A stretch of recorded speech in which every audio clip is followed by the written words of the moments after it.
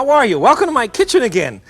Today I want to cook Italian history for you. And that's very possible because the Italians are really some of the most sophisticated and oldest cooks in the world. As a matter of fact, the very first cookbook ever to be written out was supposedly written out in 79 AD by an Italian, a good Roman.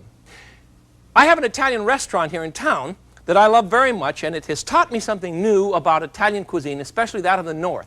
The chef's name is Dennis Tursak. It's called Avanzari's. I want you to stop in and look at the place. Dennis, I can't believe all the pasta. Where do you buy so much fresh pasta? We roll it all here every day, fresh. You roll it? Yeah, every day. How do you have a machine or a small hand cranking machine? You hand crank? Yeah, all of it. You hand crank all this pasta? Yeah. We make about 8 different kinds. Fettuccine, angel hair. Angel hair. Look at this. Look at this. You've got this. This is pasta. This is pasta. The only thing I miss in an Italian restaurant like this, I don't see any tomato sauce cooking. What's? We use very little tomato sauce. It's traditionally a southern food that's eaten in the north, but not in the same quantity that's eaten in the south. It's there's more food variables for people to choose from in the north, and like economics are different, so people buy different kinds of food. So what do they eat in the north then? They eat a lot of veal. They eat cream sauces. The food is more sophisticated in terms of the way that it's decorated and presented. Well, your food is certainly beautiful here. Thank you. The plate I had last night for dinner brought me near glorious death. It was absolutely gorgeous. It's a tuna sauce, tonata. Served with cold veal. Cold veal, that's traditional? Medium rare. How do you make this? It's just marvelous. It's a blend of mayonnaise, anchovy, caper, seasoning, a hint of garlic, and some oil. Seasoning through me. I won't get that out of you. Yes. I want you to come back to the kitchen, and I want to try and do. I can't duplicate Dennis, but I think I can come pretty close. So we'll leave Avanzari's and hit my kitchen, and I'll try it for you. Dennis is a stinker. He wouldn't give me the word seasoning, but I have something for you very, very close to what he was preparing. Now notice this was a white sauce, and that's very typical of the northern regions. Where's the tomato sauce? You know where the tomato came from? The tomato came to Italy from this country. Actually, it came from South America, finally into Europe, and then it came back with the colonists to our country. So we're celebrating a sauce that's really very recent in Italy and practically unknown in the north. Who invented pasta? Spaghetti? Was it the Chinese? No. We found in the ruins of Pompeii, which predate Marco Polo's trip to to China, a spaghetti machine, which means that Marco Polo found pasta in China, but when he came back to Venice, the northern region, he knew nothing about the fact that the Italians in the south had been eating pasta for a couple of 100 years. So the Italians and the Chinese invented it quite independently of one another. You see, eating Italian history is a great deal of fun. The fellow that wrote the first cookbook in history, Apicius, in Rome about 79 AD, lists all kinds of marvelous sausages and spicy meatloafs and great vegetable dishes. So Italian cooking, you see, has always been rather sophisticated, at least among the upper class. So let me show you some dishes today that are really very, very old, starting with a little bit of piggy, for instance. Pigs were very popular in Rome.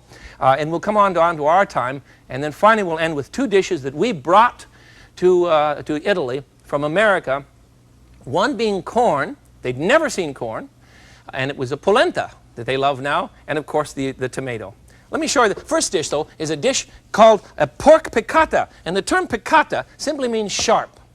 So we're gonna cook a bit of pork, and it'll turn out sharp because we're gonna put a lot of lemon juice on it, that sort of thing.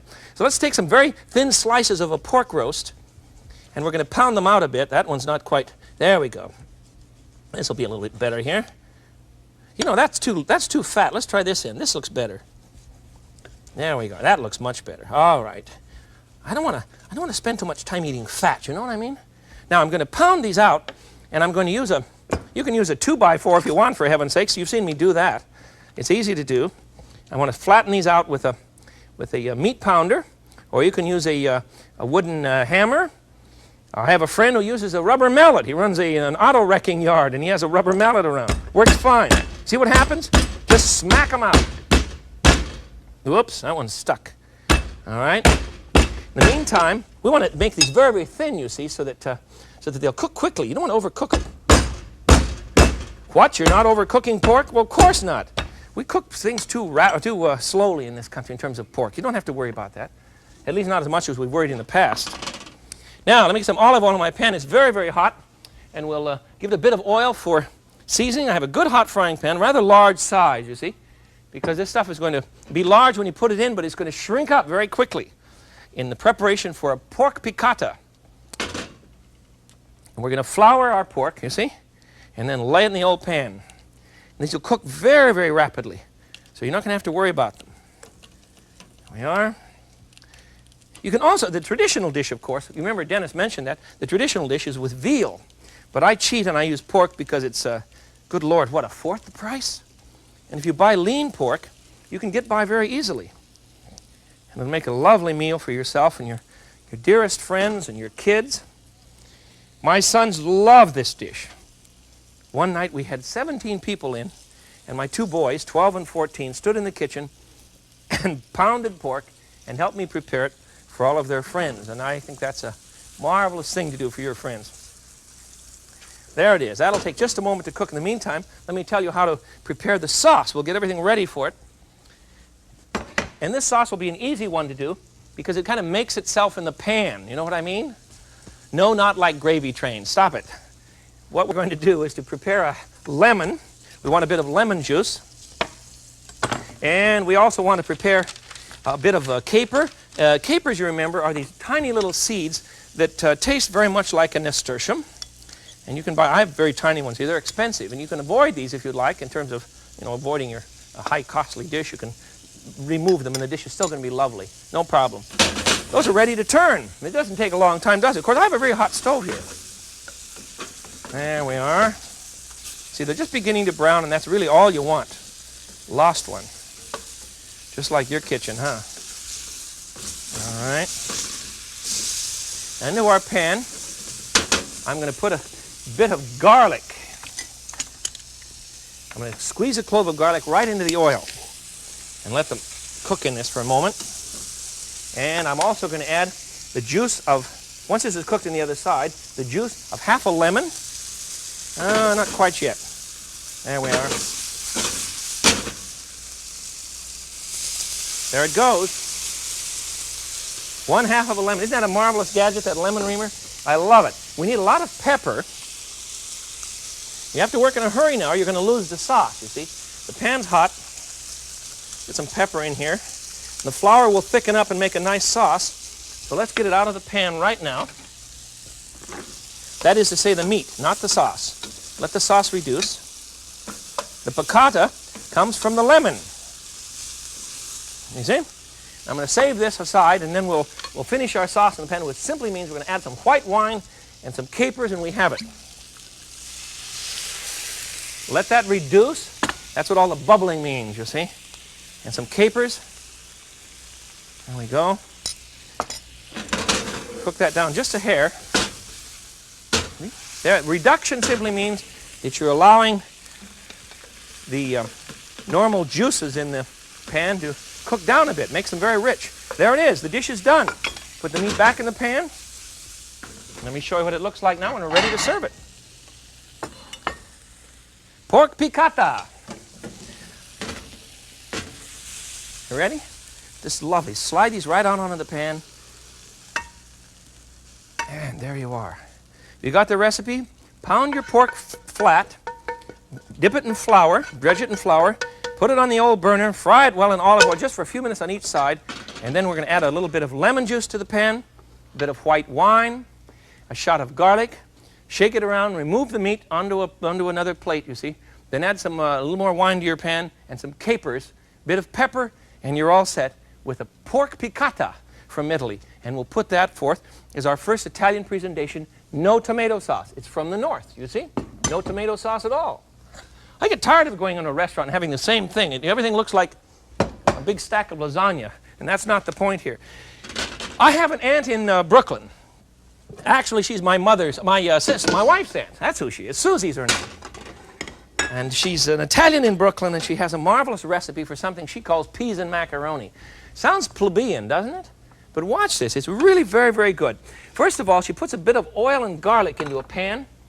I'll do that right away for you here. A little bit of olive oil and a shot of garlic in a preparation for peas and pasta. Peas and macaroni. A marvelous vegetable dish. No tomato sauce again. You see, it's almost as if you and I have not arrived in Italy with our tomato sauce yet. Haven't gotten over there. All right, cook the garlic and the oil for a few minutes, and then we're going to want to add a bit of tomato and celery. I'm going to chop up. These are plum tomatoes from Italy. Aren't they lovely? Wait a minute, you said the tomato came from this country. Well, it did originally, but then all kinds of varieties have been developed, and this one, this classic Italian shape, the plum tomato, is very, very popular in Italy. I love it. It's probably too expensive for normal diets, but on occasion, you see, I will splurge and buy some of these. They're very rich little critters. All right, I'm going to move this onto a hotter burner. Get some action over here. You might want to do the same thing that I've done. I've jacked up one burner on my gas range so that it really gets good and hot. And you can do that by calling the gas company and simply telling them that you want to move up one burner. You can do this in your normal household. But remember, if you have only 4 burners on the stove, you have to think hard about which one it is that you want to have extra hot. You may put it in the wrong place, and you'll begin burning things. I need a bit of celery for Aunt Susie's recipe for pasta and peas. And we'll cook that for a few minutes until the tomatoes collapse. And then we're going to add a bit of frozen peas. So I want to get a platter out now, and we'll get some pasta on it. I've pre-cooked my pasta. My pasta is all ready to go. So all I need to do is to put some in a basket. And then we'll dip it into boiling water and have it ready to go on our platter. Have you tried that trick? Works very well. Works very well. Alrighty, here we go into the kettle. We better put the peas in first, huh? Let's put the peas in our pan first. These are frozen peas. We're going to add them to tomatoes and celery. You would cook this much longer than I have, of course, so that you'll get a nice blending of flavors. But I don't want to bore you with time today. I want to cook some good things for you. I have in my pan now garlic and oil. I sauteed some tomatoes and celery. Then I add some frozen peas. And I cook this whole probably about 10 minutes until it cooks down a bit and the flavors blend, you see. Then I would serve it over hot pasta. And when it came to the table, it would look like this. There. Isn't that a quick and easy method? Here we go with the pasta sauce now. Enough room here to work. Burn my hand off. Peas and pasta. You know, it's very common in Italy to use beans or peas along with pasta, to put 2 starches together. Kind of strange, but it's common in Italy in the north. And I think it's a lovely idea. You and I should do more of it. All right, you get that one? Peas and pasta, we're ready. Let's continue with another. We'll go on for a long time today. The next one I want to show you is a tuna sauce, which there's a sauce that Dennis mentioned. Mine is a little bit different than his, but it's very easy to make, and I think you'll enjoy it. Throw a 7-ounce can. Let me get rid of some of the oil here. Oh, there's a bucket back here. Cut it out. You know I'm sloppy, huh? No, I didn't pour it on the floor. There's a bucket back here. I have 1 7-ounce can of tuna into a blender of some sort. You can use a food processor, but it'll go all over the place. You just don't need that much. And I want 8 flat anchovies. And these are salty, so be careful. You don't want to add too much. And 8 flat would, these aren't coming apart very well. 8 looks something like that. Remember he mentioned anchovy and tuna? You're blending 2 fish together to get what we want. Then we want 1/4 cup of fresh lemon juice. And for heaven's sakes, don't use something phony. That's about 1/4 cup right there. And we'll blend that now. And then we're going to pour in 3/4 cup of olive oil.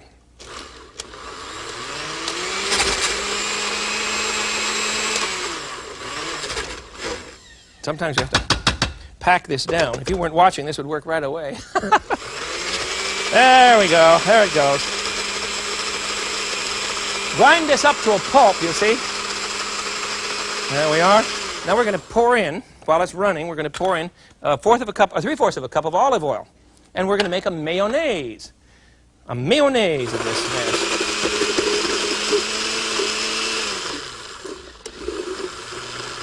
Come on, you, start moving.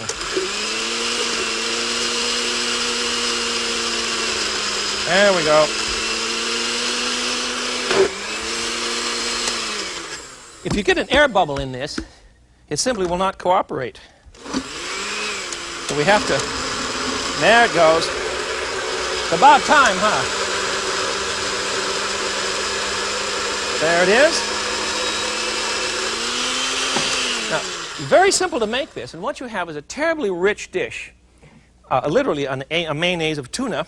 A mayonnaise is simply an oil that's in an emulsion, you see. And this one will work beautifully now. Give me the recipe again. A 7-ounce can of tuna. Threw it in the container. We austerized it with 8 flat anchovies. We added 1/4 of a cup of lemon juice. And then after we blended that for a bit, we added 3/4 of a cup of olive oil. Now to that, I'm going to add some capers. And we'll be all ready for a lovely dish that we can put on, well, let me show you. It's great on cold meats. For instance, some cold chicken. Tonata! Tonata! It's very versatile stuff. There we are. Tuna mayonnaise. There we go. All right, I'll put that in front of you. It's very common. Remember, he said he served it on veal. You can also serve it on pork piccata, or on pork veal cooked in a similar way. A delicious dish. And let me show you one more. If you take some hard-boiled eggs, let's make a little quick bed of lettuce here for them. If you put some hard-boiled eggs on a platter, you can make something called eggs tonata. There we are. The egg is simply served, cut in half, hard-boiled egg, whoops, lay down yolk. This is a marvelous antipasto. You know what antipasto is? It means before the pasta. That's what it means. And pasta is very common in Italy. It has been for a long time. They want to serve a pasta dish before the main course. It isn't, you don't eat pasta in Italy. You have pasta before you have other things, you see. So you serve hors d'oeuvres before the pasta, and you call it something like antipasto. Or beforehand, you see, before the pasta. Put a little tuna sauce in the center, and we have eggs tunata. Isn't that gorgeous? It's a lovely dish, and common again in the northern regions. Now, Italian cooking has all kinds of possibilities, and I found a place in San Francisco called the Little City, and this gal is so clever. Let me show you what she does. On her menu for appetizers, or antipasti, before the pasta, she makes something that she calls a spaghetti frittata. This is the strangest thing, but it's in good Italian tradition because she's being very clever and she's creating good things. I'll show you what she does. She mixes up a handful of pasta. I'm going to use spaghetti. She's using a spaghettini, you see, thin spaghetti. See? And I'm going to just guess at her recipe. And I'm pretty close to what she does. I'm going to suggest an egg into the bowl. The spaghetti's cold, of course. And we don't need any garlic, but we do need some salt and pepper. Lots of pepper, I think. And a bit of basil and oregano. There we are. There's the pepper. And I want some basil and oregano. Just a pinch or two. We don't want this to be too heavy. And then she adds lots of cheese. Let's just mix this up. Good Lord, with his fingers. Yes, that's just right. Put in a handful of pasta here. Oh, about like so. Whoops. Everything's connected with everything. There it goes. And we'll mix that up well. Let's throw in some cheese. I've freshly grated my cheese, of course. I don't believe in... I did that just before you came. I don't believe in letting someone else do it. The flavor goes right away, you know. It really does. Just not worth it to buy that ground-up cardboard stuff. All right, a handful of cheese. Mix that up properly. I have a small-sized frying pan here, and I'm going to put a little bit of olive oil into that. And we'll brown the pasta on the bottom. That's what a frittata is. And then it goes, whoops, that's a little too much. Don't use that much olive oil. There you go. Or you'll kill yourself. You don't want to do that. Now, I have in my pan then 1 egg whipped up, a little bit of salt and pepper, a bit of oregano, basilico, or basil, and some cheese. And I'm going to place that in a pan and brown it on the bottom. Here it's sizzling away. It's doing great. And then, after it's brown on the bottom, won't take long, after it's brown on the bottom, I'm going to put the rascal underneath a broiler. That's the difference between a normal omelet, and this is the ancestor of that sort of thing, and a frittata. A frittata is different from the French omelet in that you put the frittata under a broiler after you brown the bottom. The French omelet, you remember, you fold over. So she's made a dish out of a spaghetti with egg, you see, and calling it frittata, because now we're going to put some more cheese in the top. Thusly. And we're going to put this rascal under a broiler until it's toasty brown. I've already prepared one. Let me show you. Put this one in the oven. Wow. Don't have a room in that oven. We'll just leave it sit here. But here's one that I've already prepared for you. And I think it's a kick. There you are. It looks a little dry to you. No, it's not dry at all. It's delicious. Let me set this down with some parsley. I think we need some garnish. Look at the pile of good things from, and we haven't put a bit of tomato sauce anywhere. These are all typical northern dishes, and I think they're just lovely. There, do you want some more? Let me give you some more. When we consider the history of Italy, we have to remember that in the early times, in Roman times, they had a much more sophisticated diet than we thought. Let me read you what we found in Pompeii, which is south of Rome. Do you remember there was a great explosion? What was it, 79 AD, something like that? I'll give you the date on this. Yes, Pompeii blew up in 79 AD. And as you wander into Pompeii, still you can go and see this. You can go into a bakery shop, and here is the baker, and furthermore, he has several loaves of bread, and we can tell what kind of things he was cooking. Incredible place. We found marvelous lentils and barley. We found figs and oil and wine and bread. They did very well in Pompeii. And we can guess from that what was going on in Rome. Very much the same sort of thing. But the man we want to fall back on is good old Apicius, who wrote the very first cookbook for us in the 1st century. And you can buy a copy of that in paperback. I think it's put out by Dover Press or somebody. But you can buy one in a good bookstore, sit down and read it, but the recipes are very, very strange. He talks about one little tiny paragraph, you see, will give you a recipe to cook an entire pig. And it's very complicated if you don't know cooking history. So be careful with it, but there will also be some footnotes, and you can throw a big Roman party some night and just have a bash by using the cookbook, the very first one in history, now in paperback, written by Apicius, A-P-I-C-I-U-S, written in the very 1st century. And you know what? We're not sure he even existed. We do know that a group of characters got together to eat constantly during these marvelous Roman times when there was no tomato sauce. Remember that. No tomato sauce. It hadn't gotten there yet, you see. These fellows all got together and they shared recipes back and forth. And somebody sat down and wrote them all down, and they attributed them to one of the great eaters. But it's not likely that he had anything to do with the cookbook. Isn't that fascinating? I love it. I love it. Now, let me show you one more. I have some marvelous polenta. This is a dish that we brought to Italy. It's cornmeal mush, the kind of thing that my grandmother fed to my father for so long that about, I don't know how many years ago, 20 years ago, my dad got up one morning and he said, I can't stand it any longer. I have not had fried cornmeal mush for 20 years, and he made me fried cornmeal mush. It took us about 2 days to cook it down, but in Italy, cornmeal mush has been very, very popular, and it is called polenta. Polenta, and it is served, what are the bowls? Here they are. It is served as a starch alongside of, in the north. It is served alongside of a normal meat dish, you see. You put gravy on this. Isn't that rich and beautiful? Polenta is much finer than our cornmeal. I'll show you the grain. Our cornmeal is much coarser than this. But in Italy, they grind it very fine. It's almost like a coarse flour, you see? See how fine that is? And it cooks up beautifully. So now we have polenta.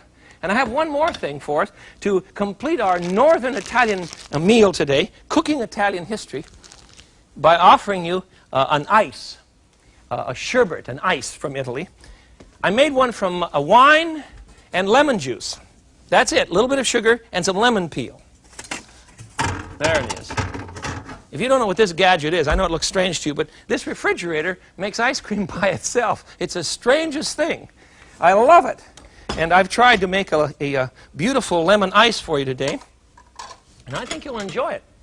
It's a very good dish and very, very simple to make. Simply a little bit of sugar water and some wine or champagne. I use cheap white wine. I don't go into champagne routine. And some lemon peel, as well as a lot of fresh lemon juice.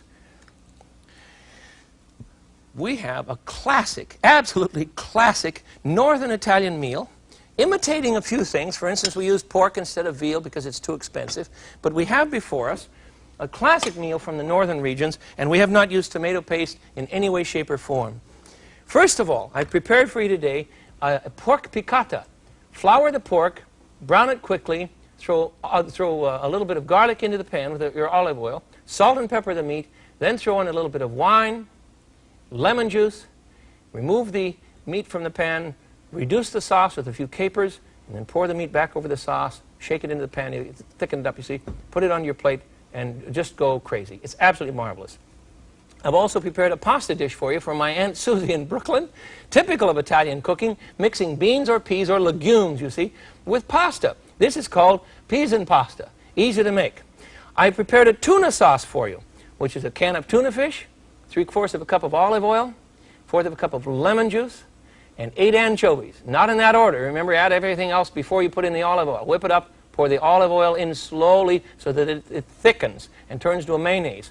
And I've used that same dish, tonata, on eggs, so that we have an egg tonata, you see? Lovely thing. And then we've prepared some cornmeal mush, high-class style, and it's called polenta. We have a spaghetti frittata, and finally, a bit of lemon ice. And with that, a champagne ice, you see, and with that we can celebrate Italian history. Next time you go into an Italian restaurant, try and figure out which region they're from. You see, if they were from Venice, where Marco Polo had gone, they didn't know about pasta until rather late. If they were from the northern regions, they probably didn't eat much tomato sauce. If they were from the south, they probably ate a great deal of tomato sauce. But in any case, you must understand that there's no such thing as a single Italian kitchen. There are many cultures in Italy, and they all cook beautifully. I'm glad we could be together today. Until we feed each other again, this is the Frugal Gourmet. I bid you peace. Bye-bye.